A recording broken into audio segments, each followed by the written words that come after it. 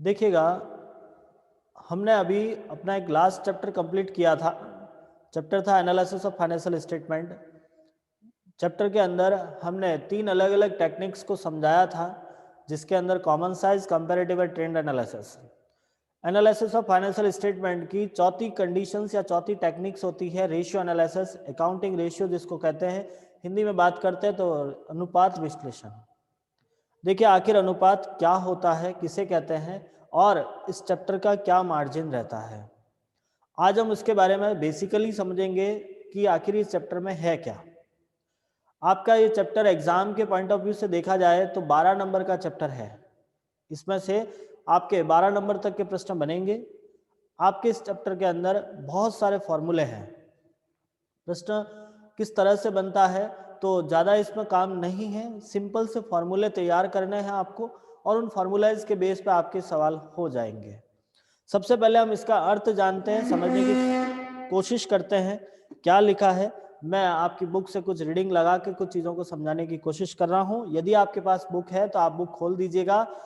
RBSE Hindi medium की book है मेरे पास में, जिसका पेज नंबर 379, चैप्टर नंबर 11, और चैप्टर का नाम है रेशियो एनालिसिस। स्टार्ट में ही लिखा हुआ है, आपका स्टार्ट में लिखा अनुपात का अर्थ लिखा इन्होंने, दो संख्याओं के पारस्परिक संबंध को गणितात्मक रूप से प्रकट करना अनुपात कहलाता है।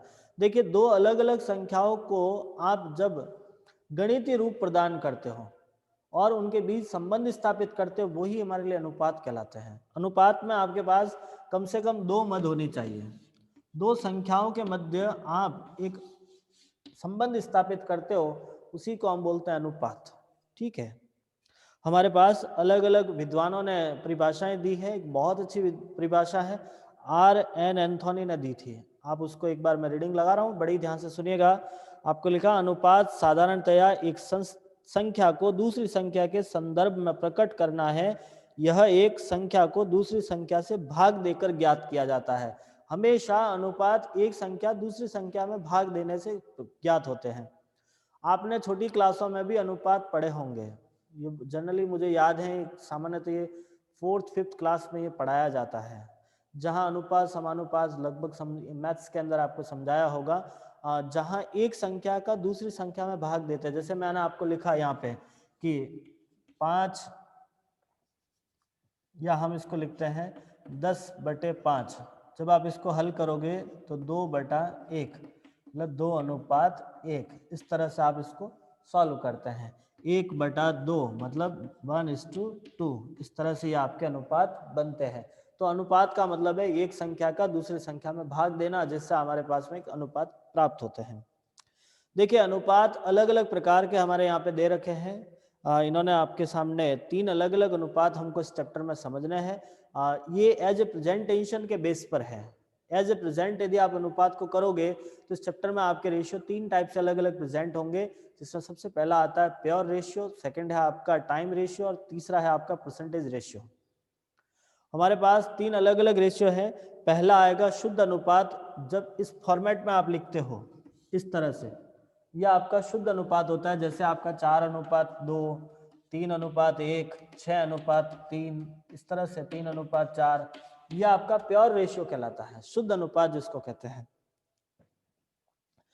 शुद्ध अनुपात का मतलब होता है कि जब संख्याओं को सीधे ही अनुपात के रूप में दर्शाया जाएगा, उसको हम शुद्ध अनुपात कहेंगे। दूसरा आता है टाइम रेशियो, जिसको हम गुना के रूप में लिखते हैं। जैसे आपका जो भी कैलकुलेशन आएगा उसको हम लिखेंगे 3 गुना, 5 गुना। जैसे हम कहते हैं ना कि हम ये कहते हैं कि मान लीजिए ए व बी, ए बी का पिता है, जिसकी आयु पुत्र से 25 वर्ष ज्यादा है। बी की आयु वर्तमान में 5 वर्ष है। तो ए की आयु कितने गुना अधिक है? कितने गुना, तो वो कहते हैं ना 5 गुना बड़ा है, 3 गुना बड़ा है, तो ये इस तरह से गुना में लिखते हैं, टाइम्स जिसको बोलते हैं। और नेक्स्ट एंड लास्ट आता है परसेंटेज रेशियो, कितना परसेंट प्रॉफिट कमाया, कितना परसेंट आपका लॉस हुआ, कितना परसेंट माल लिया। तो जब परसेंटेज के रूप में आता है उसे प्रतिशत अनुपात कहते हैं। तो एज ए प्रेजेंटेशन के बेस पे हमारे पास में रेशियो 3 प्रकार के होंगे। First one is pure ratio, second is time ratio, third is percentage ratio. Next इसके कुछ महत्व भी आते हैं। महत्व के तौर पे आपको अलग अलग पॉइंट दे रखे हैं। जैसे सबसे पहले लिखा है वित्तीय विश्लेषण में सहायक है, ये जो आपका फाइनेंशियली एनालिसिस करने में थोड़ा सा हेल्प करता है। ये आंकड़ों का सरलीकरण होता है, जो भी डेटा आपके पास में है वो आप उसको सिंपलाइजेशन कर लेते हो, साधारण कर लेते हो, सरल कर लेते हो। नेक्स्ट आता है तरलता स्थिति का ज्ञान। आपके पास लिक्विडिटी क्या रहती है, लिक्विडिटी का मतलब होता है कैश मनी कितनी है, उसका इजीली नॉलेज हो पाएगा, इजीली आपको पता चल जाता है। शोधन क्षमता का ज्ञान, एक संस्था आपकी कितना क्या कैपेसिटी रखती है। शोधन का मतलब होता है कि लॉन्ग टर्म जो पेमेंट होते हैं वो किस टाइम पीरियड में आप कर पाते हो, उसकी कैपेसिटी का आपको पता चल जाता है। क्रियाशीलता का ज्ञान, आपकी एक्टिविटी का नॉलेज हो जाता है कि आपकी वर्किंग कैपिटल कितनी है, आप अब एनी टाइम आपके पास कैश कितना रहता है। नेक्स्ट लाभदायकता, आपकी प्रॉफिटेबिलिटी पता चल जाती है कि आपको प्रॉफिट किस ट्रेंड में हो रहा है। नेक्स्ट तुलनात्मक अध्ययन में सहायक है, आप कंपैरेटिव स्टडी कर सकते हो अपने रेशियो को देखकर कि लास्ट ईयर हमारा इतना परसेंट प्रॉफिट हुआ था, इस बार इतना परसेंट है, तो क्या कमी रही, वो सारा का इजीली कंपैरिजन हो सकता है। लास्ट पॉइंट आता है प्रवृत्ति अध्ययन, मतलब आपका एक ट्रेंड पता चल जाता है कि प्रॉफिट किस लेवल से चल रहे हैं, कैसे प्रॉफिट इंक्रीज हो रहे हैं, डिक्रीज हो रहे हैं, वो सारी स्थितियां आपको इजीली पता चल जाती है। नेक्स्ट आता है इसकी कुछ सीमाएं भी हैं। देखो मैं फटाफट आपको एक बार रीडिंग लगा लगा के सिर्फ समझा रहा हूँ, आपको एक बार इस चैप्टर को फिर से पढ़ना होगा, क्योंकि थियरी से ज़्यादा प्रैक्टिकली क्वेश्चंस इसमें से ज़्यादा पूछते हैं, डायरेक्ट इसमें से इतना बड़ा प्रश्न तो पूछेंगे नहीं। तो एक बार आपको फिर से इसका रीडिंग तो जरूर लगाना पड़ेगा, मैं हल्के तौर से इसको समझा रहा हूँ। कुछ सीमाएं भी हैं, सीमाओं के अंदर लिखा है वित्तीय विवरण की सीमाओं का निहित होना। देखिए जो फाइनेंशियल स्टेटमेंट की कमियां हैं या जो उनकी कुछ सीमाएं हैं वो यहाँ पर भी लागू होती है। जो कमियां या वित्तीय विवरण की सीमाएं हैं वो यहाँ पर भी लागू होगी। तो ये भी एक अपने आप में एक इसमें सीमा रहती है। दिखावे से प्रभावित होता है। कई बार हम फाइनेंशियल स्टेटमेंट में कुछ ऐसे आइटम्स लिख देते हैं सिर्फ दिखावे के पर्पज से, कि अपनी बैलेंस शीट अच्छी दिखे, लोगों में एक अच्छी गुडविल क्रिएट हो। उस चक्कर में यदि आपने कोई ऐसी असेस्ट दिखा रखी है तो उससे आपको एक प्योर वैल्यूएशन नहीं हो पाता है, प्योर जो रिजल्ट है वो नहीं मिल पाता है। पृथक पृथक लेखांकन नीतियों का आधार, देखिए हर साल यदि अलग अलग आपने अकाउंटिंग पॉलिसी को चेंज किया है तो आप इसको सही ढंग से कारगर साबित नहीं हो पाता, या सही ढंग से आपका इसका रिजल्ट नहीं मिल पाता है। विश्लेषक की तुलना में पक्षपात का प्रभाव, यदि आपका एनालिसिस करने वाला पर्सन यदि सही व्यक्ति नहीं है, उसने किसी प्रकार का पक्षपात किया है, तो आपका सही रिजल्ट आपको नहीं मिल पाएगा। नेक्स्ट आता है गुणात्मक विश्लेषण का अभाव। देखिए यहाँ पे अपने संस्था या अपनी कंपनी के जो गुण है, क्वालिटी है, वो आप यहाँ एनालिसिस नहीं कर पाते। यहाँ केवल आपको संख्याओं का ही एनालिसिस होता है। तुलना के लिए अन्य अनुपात की आवश्यकता है। देखिए एक अकेला रेशियो अपने आप में कंपेयर नहीं कर सकता है, आपको कंपेयर करने के लिए एडिशनल रेशियो होना ही चाहिए। जब तक सेकेंड रेशियो नहीं होगा तब तक आप कंपैरिजन नहीं कर पाओगे। नेक्स्ट भावी अनुमानों में अयोग्य, देखिए आप ये जितने भी रेशियो निकलते हैं वो सारे काम होने के बाद निकाले जाते हैं, मतलब हम फ्यूचर के लिए किसी प्रकार का अनुमान इन अनुपातों के आधार पर नहीं लगा सकते। प्रवृत्ति का ज्ञान नहीं होना, जैसे जनरली ट्रेंड हम नहीं पता लगा पाते हैं क्योंकि बहुत सारे अलग अलग रेशियो होते हैं और एक साल में एक ही जो पॉलिसी है उसी के बेस पे यदि हम निकालते हैं तो हम जनरली ट्रेंड नहीं निकल पाता है। नेक्स्ट इनका वर्गीकरण समझ लेते हैं थोड़ा सा। देखिए आपके अनुपात अलग अलग 3 भागों में बांटा है, माफी चाहूंगा 2 भागों में। अनुपातों को आपने 2 भागों में बांटा है। पहला है संरचनात्मक वर्गीकरण और दूसरा है कार्यात्मक वर्गीकरण। संरचनात्मक का मतलब होता है जिसके अंदर 3 अलग अलग भाग हैं, चिट्टा अनुपात, लाभ हानि अनुपात और संयुक्त अनुपात। संरचनात्मक अनुपात 3 है, चिट्टा अनुपात, लाभ हानि अनुपात और संयुक्त अनुपात। चिट्टा अनुपात वे होते हैं जिसमें दोनों मद चिट्टे से संबंधित होगी। क्योंकि आपको अनुपात निकालना मतलब कम से कम 2 मदें होनी ही चाहिए, क्योंकि हम ये जानते यही हैं कि अनुपात का तात्पर्य यह होता है कि 2 मदों के मध्य संबंध स्थापित करना ही हमारा अनुपात कहलाता है। और वो जो 2 मद आप लोगे वो दोनों ही बैलेंस शीट की होनी चाहिए, तो उसको बोलते हैं चिट्टा मद, सॉरी चिट्टा अनुपात। ऐसा अनुपात जिसमें दोनों ही मदें चिट्टे से संबंधित होगी। चिट्टा मतलब चाहे वो एक लायबिलिटी हो, एक असेस्ट हो, दोनों असेस्ट हो, दोनों लायबिलिटीज हो, वो कोई सी भी हो, जब आप दोनों ही असेस्ट या दोनों ही लायबिलिटीज लेके या दोनों ही बैलेंस शीट के आइटम लेके जब कोई रेशियो निकालते हो तो उसे बोलते हैं चिट्टा अनुपात। नेक्स्ट आता है लाभ हानि अनुपात। सेम ऐसा का ऐसा मीनिंग रहेगा उसका भी, कि ऐसे अनुपात जिसमें दोनों ही मदें आप क्या कहते हैं उसको, लाभानी खाते से लेते हो। दोनों मदें जब हम लाभानी खाते से लेते हैं उसे बोलते हैं लाभ हानि अनुपात। और तीसरा आता है हमारा संयुक्त अनुपात, जिसमें एक मद चिट्टे की और एक मद लाभ हानि खाते की होगी तो उसे बोलेंगे संयुक्त मद। नेक्स्ट आता है कार्यात्मक फंक्शनल क्लासिफिकेशन जिसको कहेंगे। और फंक्शनल क्लासिफिकेशन में आपके पास 4 से 5 प्रकार हैं।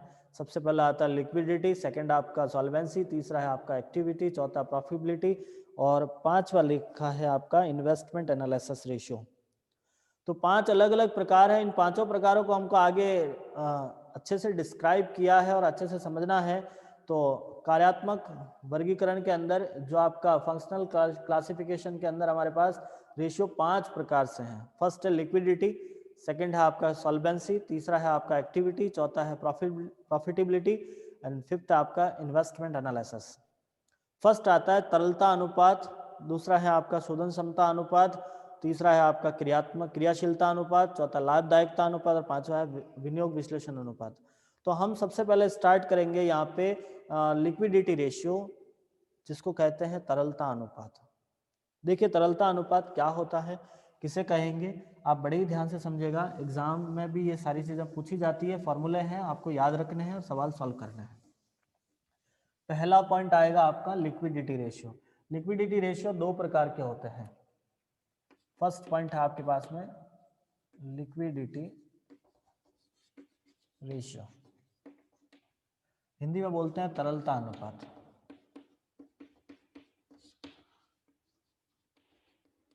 जो 2 प्रकार के होते हैं, पहला आता है करंट रेशियो, दूसरा है आपके पास क्विक रेशियो।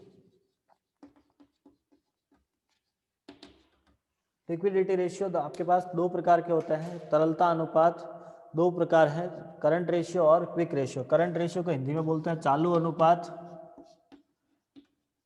और क्विक रेशियो को बोलते हैं तरल अनुपात।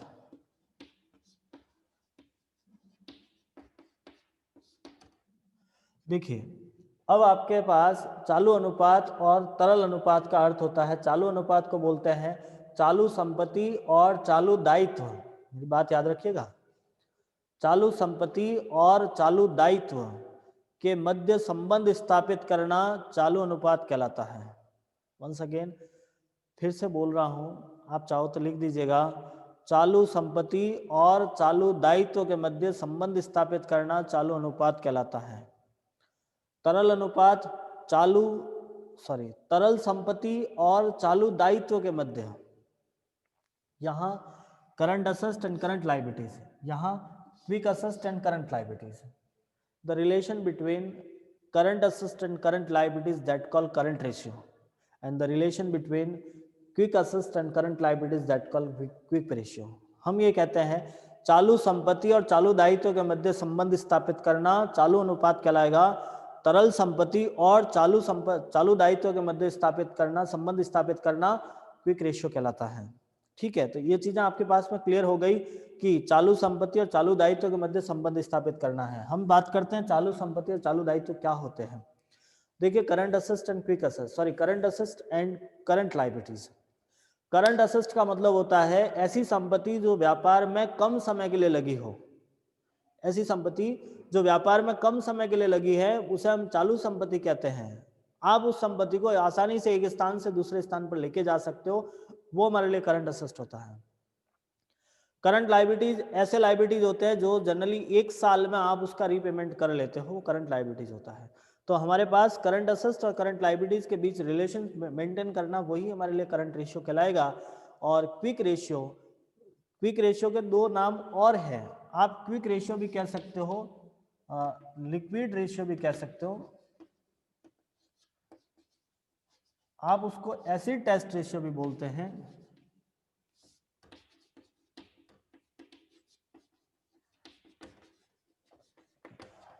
आपके पास तीन नाम हैं। यदि आपको क्विक पूछा है तो भी यही बात है, लिक्विड पूछा है तो भी यही बात है, और एसिड टेस्ट पूछा है। अम्ल परख अनुपात भी कहते हैं हिंदी में, तरल अनुपात भी कहते हैं, त्वरित अनुपात भी कहते हैं। कोई सा भी नाम आता है सबका मतलब एक ही होता है।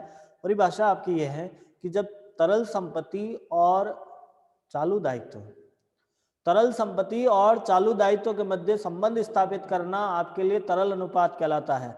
अब आपके दिमाग में एक प्रश्न चला, सर चालू संपत्ति और तरल संपत्ति में क्या अंतर है? चालू संपत्ति ऐसी संपत्ति जो व्यापार में कम समय के लिए लगी हो, आप उसे एक स्थान से दूसरे स्थान पर आसानी से हस्तांतरित कर सकते हो, चालू संपत्ति कहलाती है। बात आती है तरल संपत्ति की। तरल संपत्ति किसे कहोगे? तो ऐसी संपत्ति जिसको सामान्यतः एक साल में नकद में बदल दिया जाता है। समझ आ रहा है मैं क्या कह रहा हूं? बोलिए, क्या आपको समझ में आ रहा है? Just I am waiting for your reply. आप समझ पा रहे हो या नहीं? मैं आपके कमेंट का इंतजार कर रहा हूं, मैं आपके मैसेज का इंतजार कर रहा हूं।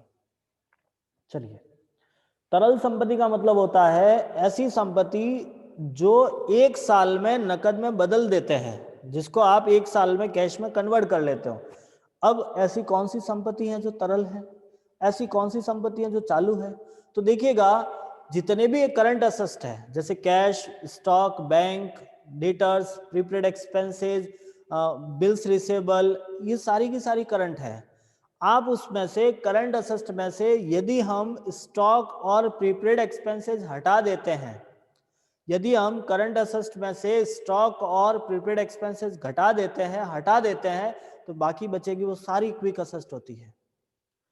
क्विक और करंट लगभग सेम है, सिर्फ दो ऐसी असेट्स है जो क्विक नहीं होती, स्टॉक और करंट असेट्स, स्टॉक और प्रीपेड एक्सपेंसेस। क्योंकि स्टॉक कभी कैश में कन्वर्ट होता नहीं है, प्रीपेड एक्सपेंसेस जो पेड हो गया वापस आता नहीं है। बस तो ये कारण है कि हमारे पास स्टॉक और प्रीपेड एक्सपेंसेस के अलावा और एडवांस टैक्स वगैरह जो एडवांस पे कर लिया है, उसके अलावा बाकी कोई ऐसी असेट्स नहीं है जो क्विक नहीं होती है।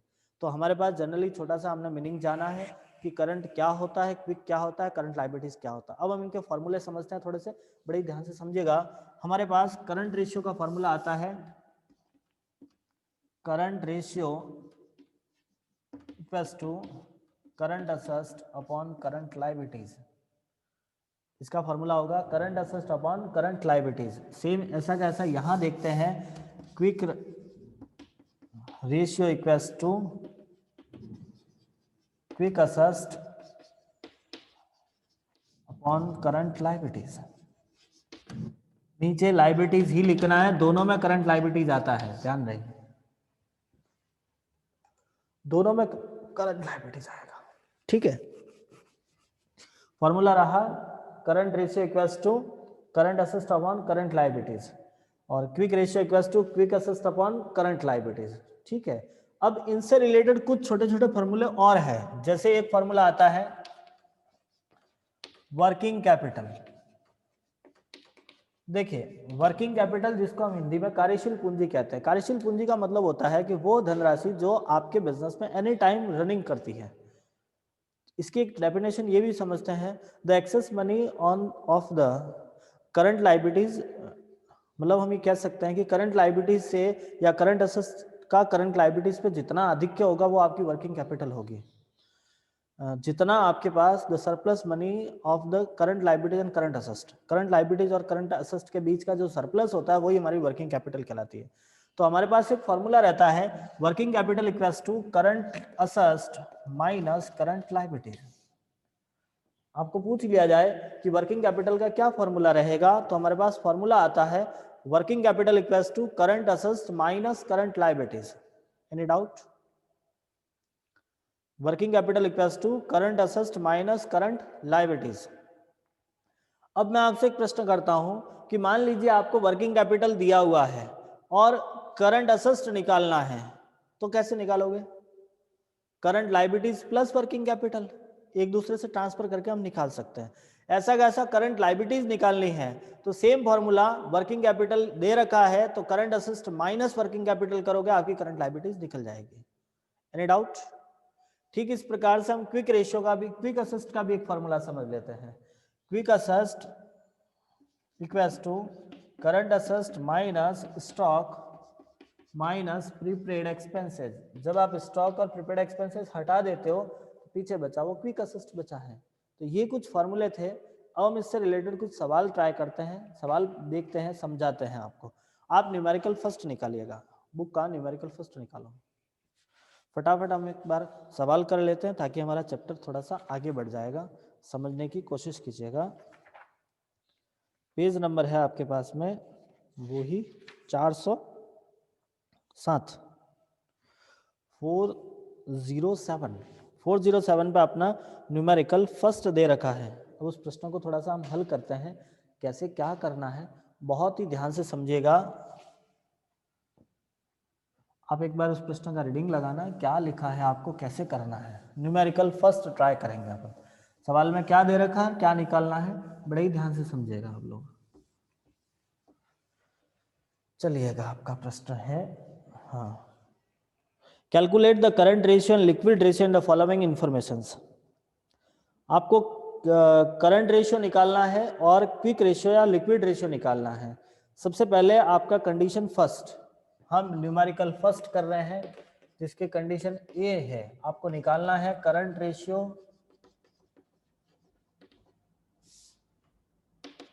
और लिक्विड रेशियो। सवाल में दोनों निकालने, दोनों के फॉर्मूला हम जानते हैं। फॉर्मूला होता है current asset upon current liabilities and liquid asset upon current liabilities. First में आपको लिखा है current liabilities 48,000, inventories 78,000 and working capital 96,000। आपके सवाल में तीन इंफॉर्मेशन है, current liabilities 48, inventory 78 and working capital 96। अभी मैंने आपको एक फार्मूला सिखाया था वर्किंग कैपिटल का, याद है आपको? Working capital equals to current assets minus current liabilities. आपका फार्मूला था working capital equals to current assets minus current liabilities. अब मुझे एक बात बताओ, यदि आपको करंट असेट्स निकालना है तो क्या फॉर्मूला बनेगा? Current assets equals to working capital plus current liabilities. बनेगा नहीं बनेगा? क्योंकि जब आप इसको बाहर लेके आओगे ये अंदर चला जाएगा। समझ में आ रहा है ना मैं क्या कह रहा हूं? बोलो तो सही। Yes sir. वेरी नाइस, चलिए समझिएगा। नेक्स्ट, यदि आपको करंट लायबिलिटीज निकालना होता, यदि आपको करंट लायबिलिटीज निकालना होता तो सेम फॉर्मूला रहता, current liabilities equals to current assets minus working capital. इस तरह से हमारे पास दो अलग अलग फॉर्मूले क्रिएट हो गए। चलिए हम इस सवाल को हल करते हैं। सबसे पहले आपको करंट रेशियो निकालना है। करंट रेशियो के लिए हमारे पास फॉर्मूला रहेगा current assets upon current liabilities. Current ratio equals to current assets upon current liabilities. अब करंट लायबिलिटीज तो आपको दिया हुआ है 48,000, ये तो सवाल में है, बट करंट असेट्स नहीं है। जब करंट असेट्स नहीं है तो निकालेंगे हम, कैसे निकालेंगे? आपके पास current assets equals to working capital plus current liabilities. अब हमारे पास वर्किंग कैपिटल भी दिया हुआ है, आपके पास 96,000 वर्किंग कैपिटल है और 48,000 आपका करंट लायबिलिटीज है। तो आप सॉल्व करोगे 48 प्लस 96,000 प्लस 96,000, आपका वैल्यू हो गया 1,44,000। तो करंट असेट्स आ गई 1,44,000।